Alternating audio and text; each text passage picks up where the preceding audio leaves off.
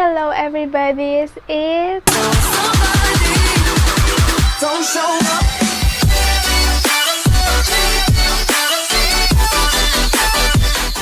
Landa. Welcome and welcome back to my YouTube channel. At kung bago ka pa lang sa aking channel, don't forget to subscribe my channel at i-click mo na rin yung bell button para ma-notify ka pag may bago na naman akong i-upload na videos.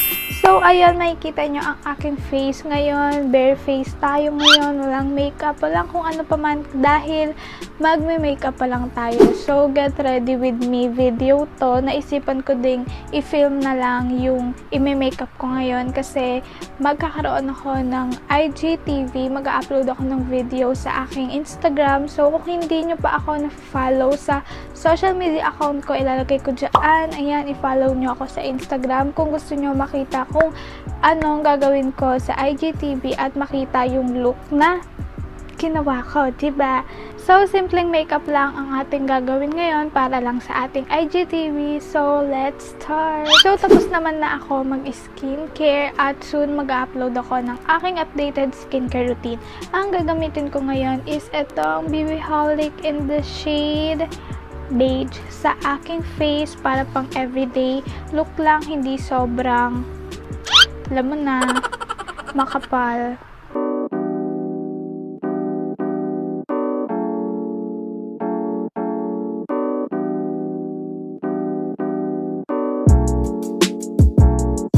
So, after ko ma-blend ng sponge, yung nilagay kong foundation dyan sa face ko, brush naman yung gagamitin ko para bongga yung pagkakalagay niya sa aking face.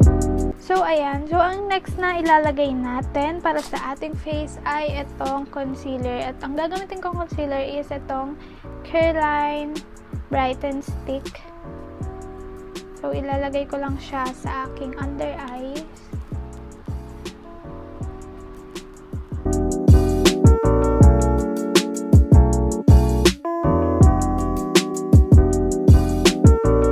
And bago ko siya i-blend gamit yung sponge, be-blend ko muna siya gamit yung mga daliri ko.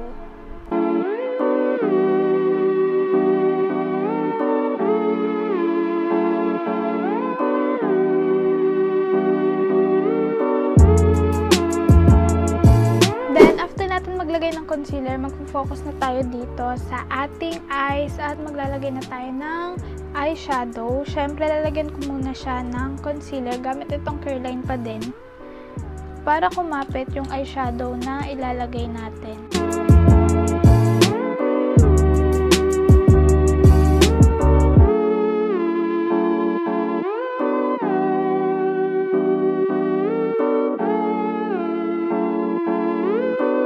So, naka-contact lens nga pala tayo ngayon, no? Hindi lang siya masyadong halata kasi sobrang simple niya lang and tear gray yung pangalan ng lens na yan at available siya sa aking shop na Aesthetic Vision. Ayan, ipapakita ko na lang dyan.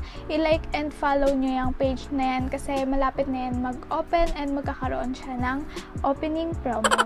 So, ayun, mag-avail na kayo ng mga contact lenses. So, ang gagamitin kong eyeshadow is itong Nishido.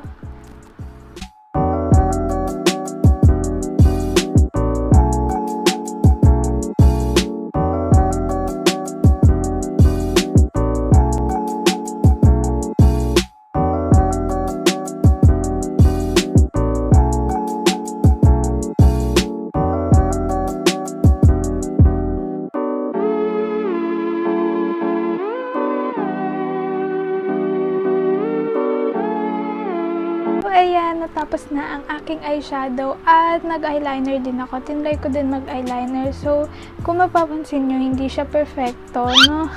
Hindi siya perfect kasi nga, hindi pa ako masyadong marunong mag-eyeliner ng ganyan, yung may wing. So, nagpa-practice pa lang ako, kaya don't judge me.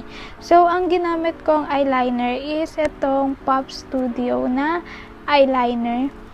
So, ayun, medyo natuwa naman ako. So, hindi ko na siya na-film dahil nag-focus talaga ako sa ginagawa ko. Dahil sis, pang IGTV to. Kailangan walang mali, diba? So, okay na din naman. So, ang next natin gagawin ay mag-proceed na tayo sa ating eyelash at gagamit ako ng Careline Go Long Mascara para, diba, buhay na buhay ang ating eyelash. So, hindi na ako gagamit ng pang curler dahil nasira na ang pang curler ko. Konting ayos na lang.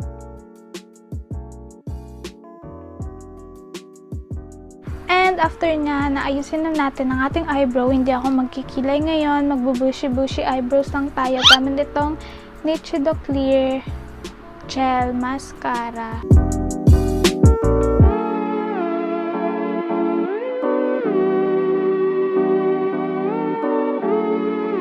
So, since magsuswatch party ako sa Igtv, ang gagamitin ko para sa aking lips is etong lip balm lang sa Maybelline New York.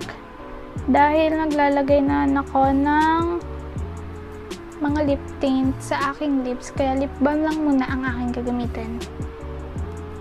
So, ayan, ready na ako para sa Igtv. Ready na ako mag-film at ayusin ko lang ang aking sarili, then I'll be back. Ever since the day that you went away, you've been sending flowers to me, flowers today, instead of sending flowers, come back to me. So, eto na ang aking final look para sa aking Igtv at dito na rin po nagtatapos ang ating panibagong video at kung nagustuhan nyo tong ating panibagong video, i-like mo tong video na to at i-share mo na rin sa mga friends mo. At kung bago ka pa lang sa aking channel, i-subscribe mo na din at i-click mo na rin yung bell button para ma-notify ka kung may bago na naman akong i-upload na video. So, ayun, hanggang dito na lang po. See you on my next one. Bye-bye!